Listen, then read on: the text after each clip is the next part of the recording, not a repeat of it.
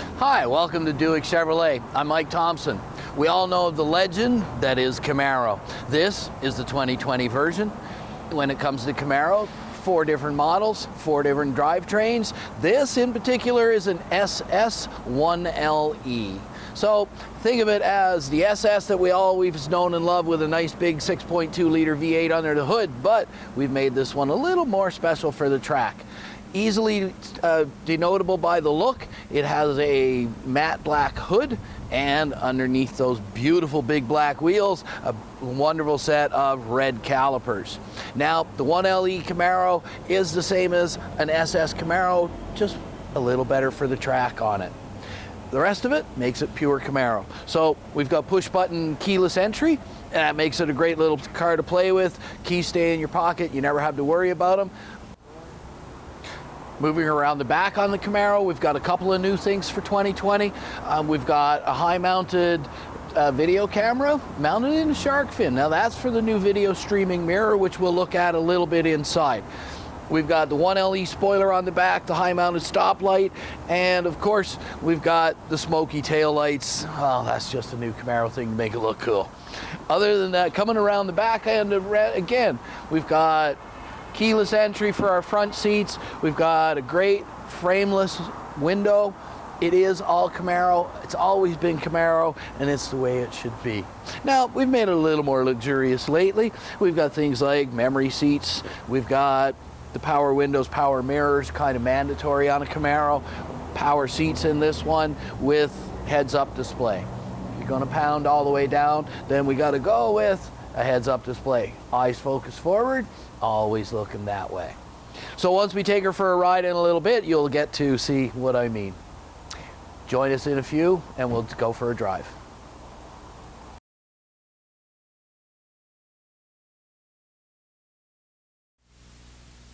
We're now inside a Camaro SS 1LE.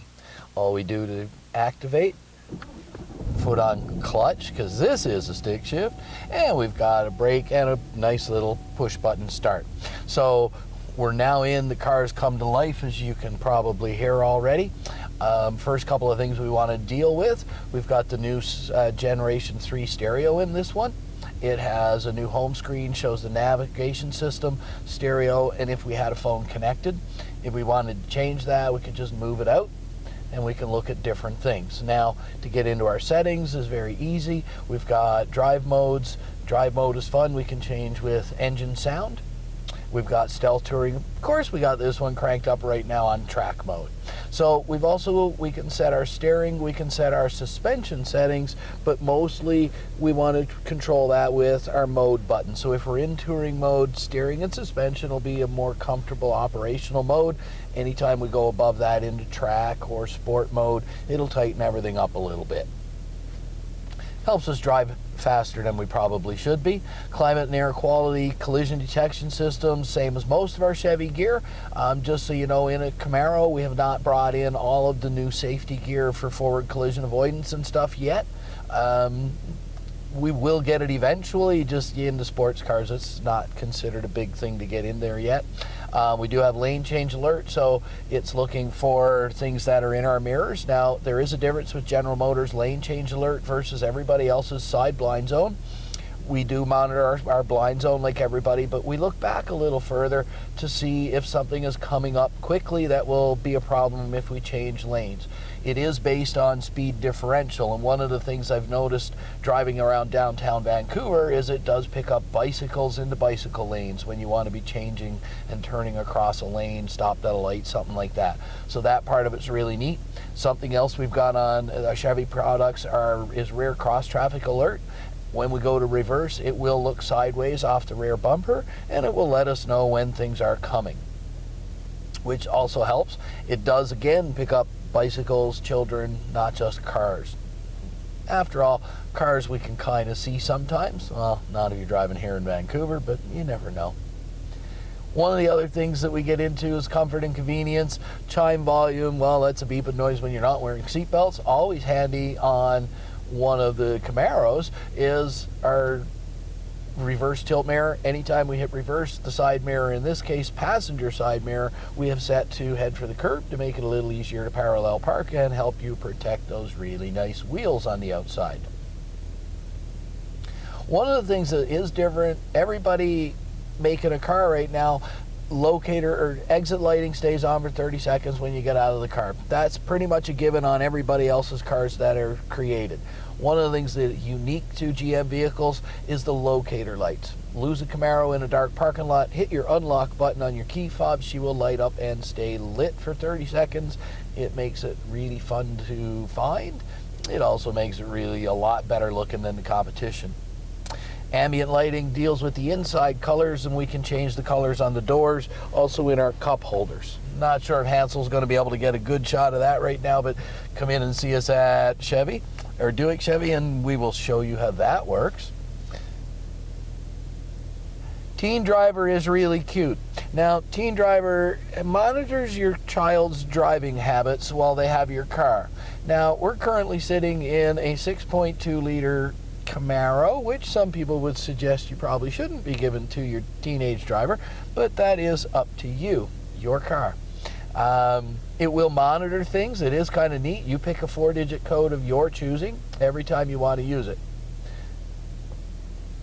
And it remembers. Now, the part that would have ended my life, or maybe not as popular with my parents as I was, when you bring the car back, they get a report card. Now, for most of us older people, that would have been the end of our driving careers at that point. For a lot of the newer people, it's going to be the end of your driving career from that point. So, your choice on how you use it. A teen key gets programmed, and that key enters the car. One of the cool parts, the stereo will not turn on till we do up the seat belts. So, that part itself is kind of handy. Now that we've looked at some stuff that, well, we don't want to know about in a Camaro, let's look at most of the stuff that we do want to know about in a Camaro. So that's in how we drive it. So we've got our main home screen. We've got climate controls, heated and cooled seats in this particular car. Makes it really nice. Automatic climate, of course.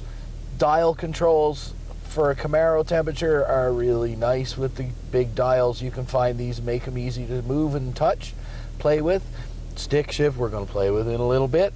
We are not going to demonstrate the fact that the park brake in a Camaro does double as an emergency brake, and we can slide that. I'm pretty sure my cameraman does not want to be in the back of the car if we start drifting it, and I don't want that as evidence. The other part, up in here on our steering wheel, nice flat bottom steering wheel like it should be, volume controls, favorite controls that are on the bottom.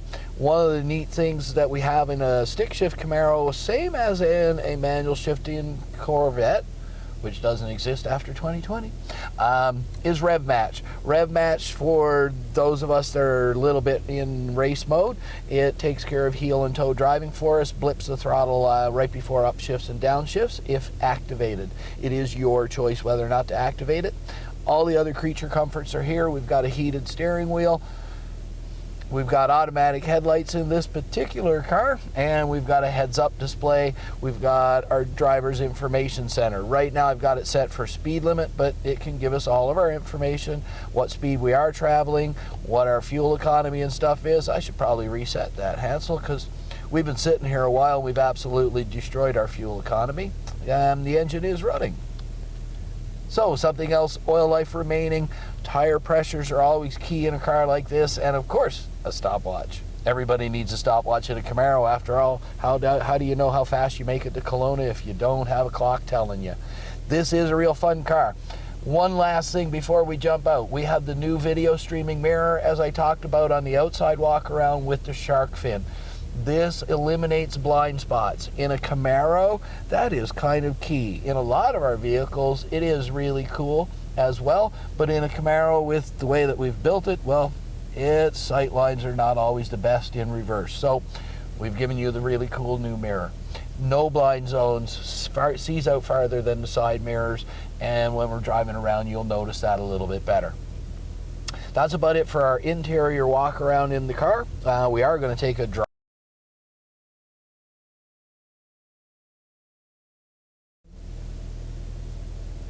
Hi, welcome to the driving segment of the Camaro SS. Some people might be thinking right now, I can't believe they gave him a Camaro SS to go for a drive-in, but the fact that we're videotaping this would indicate that, well, they trust me and, well, we have evidence. So I'm not going to play at all. I might play a little bit. Been a while since I've been in manual shift Camaro. After all, it's not one of the more popular setups for the car. So I'll try not to bounce around our cameraman too much. One thing about a Camaro's manual shift now is it will start moving right from idle. As you can tell, I did not have to hit the gas pedal to get us moving. It is a very nice, smooth delivery on the clutch. Not like some of those old days when we had a little more trouble on those shifts, and being smooth. So the car itself is a very pleasant car to drive. Most people are looking going, yeah, right, it's a Camaro. The pony car world has gotten a lot better for comfort and drivability, and now we've got great daily drivers. And we'll just pull out and make sure we don't smack this up.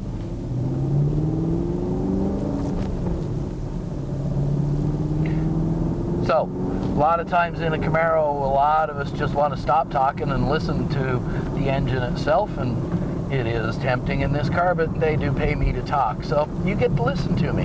Now, that is a lovely sound on a downshift. And I'll try not to be bouncing poor Hansel around.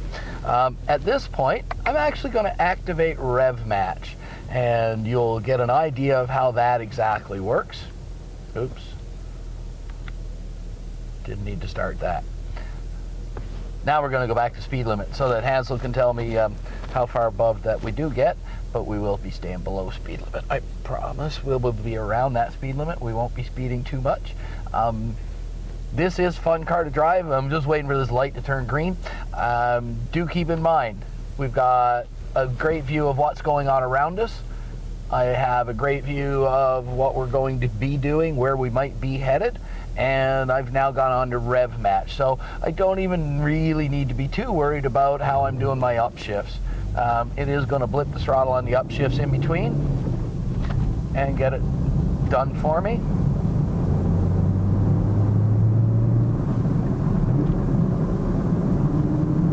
It did an upshift. One of the things this car has that it just did to me, and I had to pay attention again. To help save gas, if I'm not under a large acceleration with the gas pedal, it will go from, instead of going into second gear, it goes straight from first to fourth to help save me gas.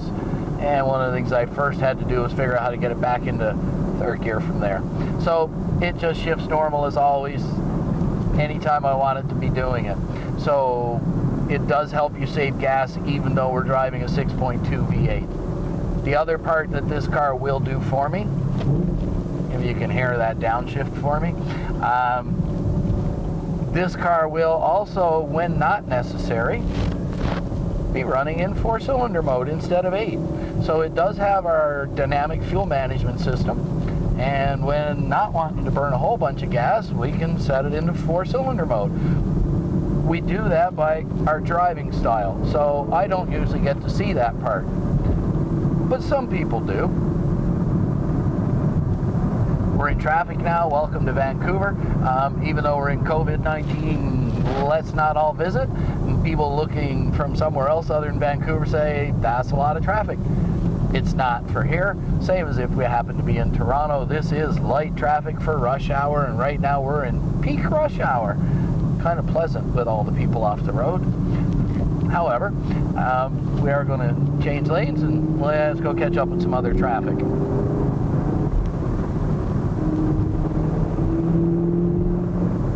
God, it's so tempting to just stop talking and listen to that motor. Hansel, how are we doing with seeing our mirror here? Okay, so one of the things we can play with on the mirror, we can change our brightness. That's a kind of a handy thing if the lights behind us are too bright. But one of the things we can do is we can zoom in if the information being displayed is a little more than we want. Some people find the mirror distracting because it does show more than you're used to seeing, and we recommend for those people that they zoom the mirror in. I kind of really like the mirror, so I will always have it zoomed out so that I can see maximum amount of information. Now, we're pulling up next to a Range Rover. We're right beside him. I'm going to pull ahead a little bit and let you know when I can see him. My blind spot system has found him and sees him already. Oh, I got to stop playing with him because he doesn't want me to be in front of him, so we'll stop playing with him for now. I wanted to kind of show when you saw him in your outside, in the mirrors versus at our outside mirrors, but that's not going to work for us right now. It's one thing about driving a Camaro, not everybody wants you to always be in front of them, and they want to prove the point. So Mr. Range Rover did want to prove the point. Right now I've also got a heads-up display, so it's telling me information like what gear I'm in, my speed, my tax settings. We combine that with navigation settings if I've got something running on where we're headed. As we're driving along, we are right now, we should be slowing down for the on-ramp to the highway, and I guess, yeah, okay, let's do that. I don't want to throw poor Hansel across the back of the car. One thing about a Camaro is you don't really need to slow down for a lot of these corners, so you do have a tendency to just let it do what it wants to do, and that is go. As we go into the corner here, it's a very gentle turn. Suspension is set on touring, so we're not getting much of anything other than a nice flat turn. Lane changes are done easily enough, and that car behind me is a little too close, so let's get rid of him. And now I need to slow down again before we get a ticket. So we are cruising along nicely here. We're in an 80K zone, and I'm doing a little more than that, but not much more. We are going to slow down a little bit because, well, Hansel reminded me we don't need tickets. And, well, with the Buick Auto Group standard rule, if I get the ticket, I pay the ticket. Then we can discuss if I get to come to work tomorrow. However, oh, I love that downshifting. Back along our route now. The Camaro is very, very responsive. It's a very beautiful car to take on a nice little road trip. This is a pleasure to drive, and if you can spend 4 or 5 hours behind the wheel on a nice little road cruise, it makes it a much more enjoyable place to be. I guess you could have it for a daily commute mainly, because, well, people do.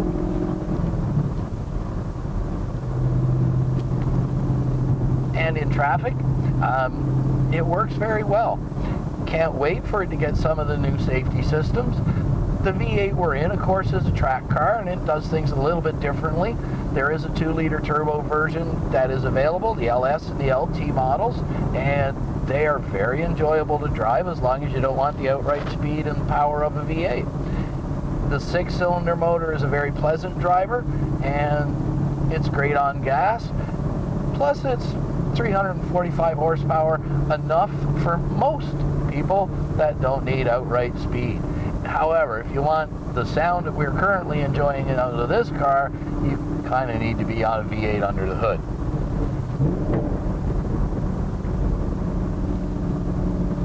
As you can see, we're bouncing around. Hopefully when the video comes out, Hansel won't be bounced around too much. We're going to be doing a bunch of these videos over the next week, and this is probably the most fun toy they're going to let us take out for a drive. I can't see us getting our hands on a Corvette C7 because, well, the C8's coming and nobody's giving me a C8. Do come for a drive in a Corvette or in a Camaro. The 2-liter turbo, 3.6 liter, much more sedate than the V8s. Not everybody wants the SS. If you want something even more mind-blowing than the SS, there is always an ZL1. It is supercharged. It is a 6.2, and it has 650 horsepower. That is a little mind-altering if your right foot is a bit heavier than most other people's right feet. Other than that, if you want to be tame and enjoy a drive, come and see us. I'll explain how great this car is to drive, how fun it is to drive. Then I might even take you out for one. Come and see us at the Buick Auto Group. Thanks for coming for a drive with us today. It's been fun. Oh, I'm about to have a Ferrari go by me, and I really would like to go play with him. But not my car, not my Camaro, and I have to be good. So we're going to take the turn off and let him go. Have fun, people. Come and see us at the Dewick Auto Group, and we'll take care of your car buying needs. Have fun.